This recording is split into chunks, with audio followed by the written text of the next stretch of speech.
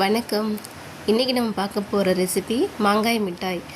ரொம்ப டேஸ்ட்டாக இருக்குங்க. மாங்காய் சீசன் வந்தால் கண்டிப்பாக செஞ்சு வச்சுக்கணுங்க. டேஸ்ட் ரொம்ப சூப்பராக இருக்கும். ஒரு தடவை பண்ணால் நம்ம கண்டிப்பாக வருஷம் வருஷம் பண்ணுவோம். இதில் செய்யக்கூடிய சிறப்புமே பார்த்திங்கன்னா நல்ல ஒரு எனர்ஜெட்டிக் ட்ரிங்காக தான் இருக்கும். நல்ல காரஞ்சாரமாக நல்ல ஃப்ளேவராகவும் இருக்கும். வாங்க இது எப்படி பண்ணலான்னு பார்க்கலாம். நிறைய பேர் சப்ஸ்கிரைப் பண்ணாமல் பார்க்குறீங்க. ப்ளீஸ் சப்ஸ்கிரைப் பண்ணிட்டு சப்போர்ட் பண்ணுங்கள் ஃப்ரெண்ட்ஸ். வீடியோ முழுசாக பாருங்கள். வாங்க இந்த வீடியோக்குள்ளே போகலாம். மேங்கோ கேண்டி எப்படி பண்ணலான்னு பார்க்கலாம். நான் இன்றைக்கி ஒட்டு மாங்காய் தான் எடுத்துருக்கேன். நீங்கள் எந்த மாங்காய் வேணாலும் எடுத்துக்கோங்க. ஆனால் நார் இல்லாத மாங்காய் எடுத்துக்கோங்க. மாங்காவும் எடுத்துக்கலாம், கொஞ்சம் செங்காயாக இருந்தாலுமே எடுத்துக்கலாம். செய்யறதுக்கு நல்லாயிருக்கும். இப்போ மாங்காய் கழுவிட்டு ஃபஸ்ட்டு நம்ம தோல் சீவி எடுத்துக்கலாம்.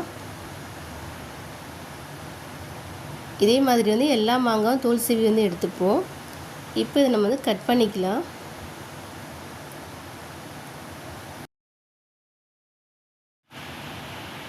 இது உங்களுக்கு எந்த சைஸில் வேணுமோ நீங்கள் கட் பண்ணிக்கலாம். நான் அது ரெண்டாக கட் பண்ணிவிட்டு சின்ன சின்ன பீஸாக கட் பண்ணிக்கிறேன்.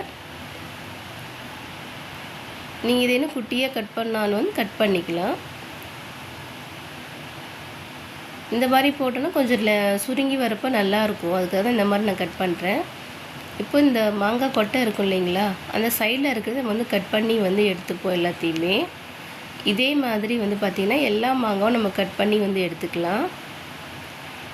இது சைஸ் திக்னஸ் இந்த அளவு இருந்தால் போதுமானது. இதுக்கு நான் ஒரு 300லேருந்து 350 கிராம் வெல்லம் எடுத்திருக்கேன். இது கல் இல்லாத வெல்லம் தான். இதை நல்லா பொடியாக்கி எடுத்துக்குவோம்.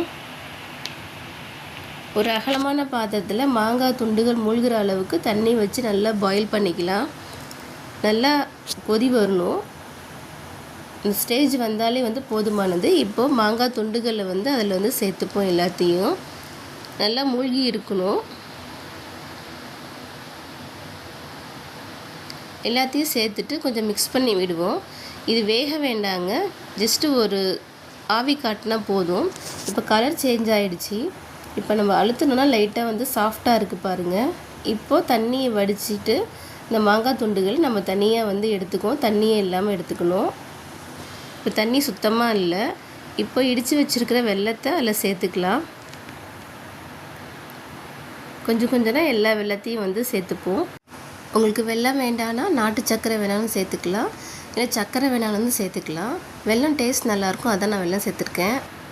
இதுக்கு நான் சுக்கு, மிளகு, ஏலக்காய் பவுடர் பண்ணி வச்சுருக்கேன். இப்போ இந்த பவுடர் சேர்த்துக்கலாம். இது தாங்க டேஸ்ட்டு சூப்பராக கொடுக்கும். சாப்பிட்றதுக்கு நல்ல ஒரு ஃப்ளேவர் கிடைக்கும். இது சேர்த்துட்டு நல்லா மிக்ஸ் பண்ணிப்போம்.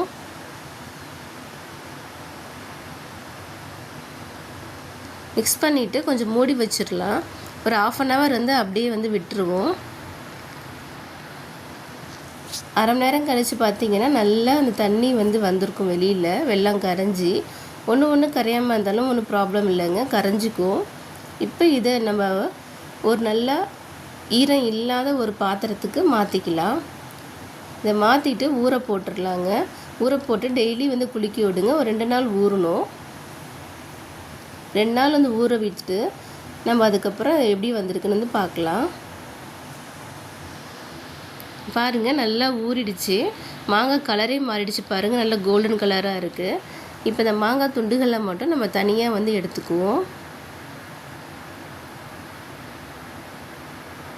இதை எடுத்துகிட்டு அகலமான ஏதாவது ஒரு பிளேட்டில் நம்ம அப்படியே தனித்தனியாக செப்ரேட் பண்ணி போட்டு விட்டுறலாம். நம்ம காய வைக்கிறதுக்கு ஈஸியாக இருக்கும். இந்த மாதிரி எனக்கு 2 பிளேட்டில் இருக்குங்க. இதை நல்லா டைரக்ட் சன்லைட்டில் வச்சிங்கன்னா ஒரு நாள் காய்ஞ்சாலே போதும். இல்லை பால்கனியில் வைக்கிறோன்னா ஒரு 2 நாள் காய வைக்கணுங்க. ரொம்ப மொறுன்னு காய தேவையில்லை. இதை காய வச்சுக்கலாம். இந்த சிரப்பில் பார்த்திங்கன்னா சுக்கு, மிளகு, ஏலக்காய் எல்லாம் காரமும் இறங்கியிருக்கும். நம்ம இது சிறப்பாக பண்ண போகிறோம். அதனால் நம்ம அந்த சிரப் செய்கிறதுக்காக இதை வடிகட்டி எடுத்துக்கலாம். ஏன் நம்ம சர்பத் பண்ணுறப்ப அது நமக்கு வாயில் தென்படும் போது கொஞ்சம் டிஸ்டர்ப் ஆகும் இல்லைங்களா, அதனால் வடிகட்டி ஃபஸ்ட்டு எடுத்துப்போம். வடிகட்டிட்டேன்.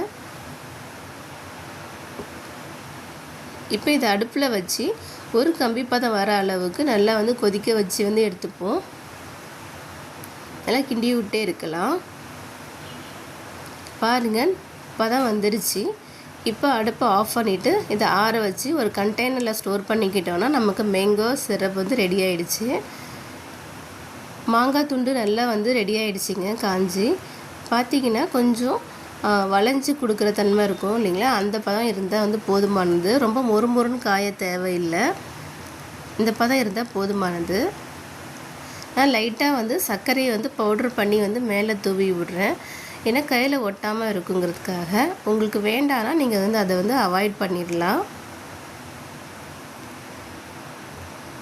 நமக்கு மேங்கோ கேண்டி வந்து ரெடி ஆகிடுச்சு. இப்போ இந்த சிரப்பை நான் என்ன பண்ணேன்னா ஆறுனோடனே பாட்டிலில் வந்து ஊற்றி வச்சுருக்கேன். இது பாருங்கள் எவ்வளோ திக்காக சூப்பராக இருக்குதுன்னு, தேன் மாதிரி இருக்குது பாருங்கள். இப்போ ஒரு கிளாஸ் தண்ணி எடுத்திருக்கேன், அதில் 1 டேபிள் ஸ்பூன் அளவுக்கு நம்ம சேர்த்துப்போம். இதுக்கு வேறு எதுவுமே சேர்க்க தேவையில்லை, லெமன்லாம் தேவையில்லைங்க, இதுலேயே வந்து புளிப்பு இருக்கும். ஒரு ஐஸ் க்யூப்ஸ் வந்து சேர்த்தா போதும், நமக்கு சூப்பரான மேங்கோ சர்பத் வந்து ரெடி ஆகிடுச்சு. குடிக்க சூப்பராக இருக்குங்க. இது நம்மளோட மேங்கோ கேண்டியும் வந்து ரெடி ஆகிடுச்சிங்க. உண்மையிலே சூப்பராக இருக்கும், கண்டிப்பாக ட்ரை பண்ணுங்கள்.